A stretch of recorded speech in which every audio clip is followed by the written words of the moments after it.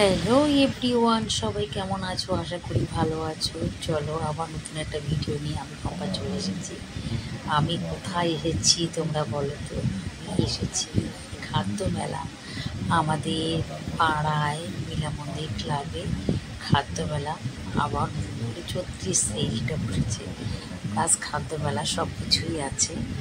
ভাবলাম চলো এসে যখন তোমাদের জন্য ছোট্ট একটা ভিডিও বানিয়ে যাই। দেখো এখানে 34 সেল বসেছে প্রত্যেকটা কভারেন্সে।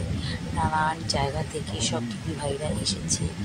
আর একটা দিদি ভাই আমাদের পাড়ার, একটা দিদি ভাই তার হাজব্যান্ড আমাদের প্রাইমারি স্কুলের মাস্টার মশাই, উনি স্পন্সর করেছে এই মেলাটা।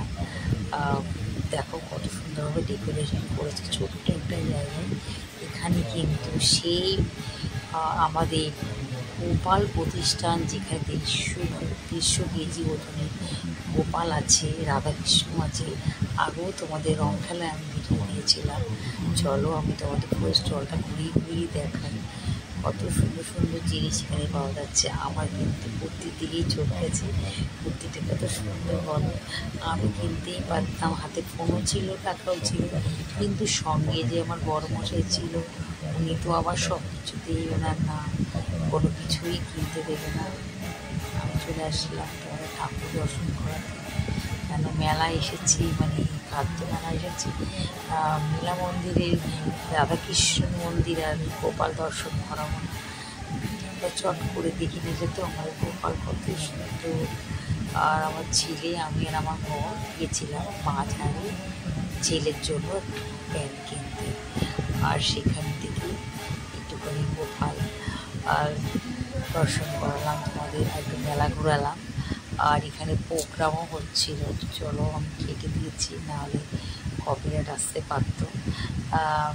ভিডিওটা তোমাদের কীরকম লাগছে চলে এসেছি বাড়িতে এসে ম্যাগি করে দিলাম। মেলায় আর বলো না গো, বাড়িতে এসে ছেলেদের আর মেয়েকে ম্যাগি করে দিলাম।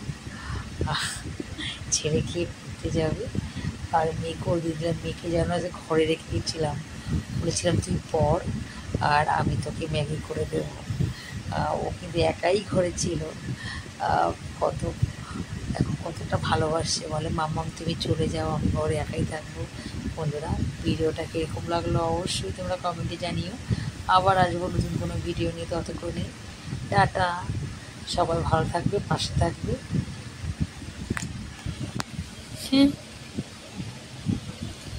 সবাইকে অনেক অনেক ভালোবাসা।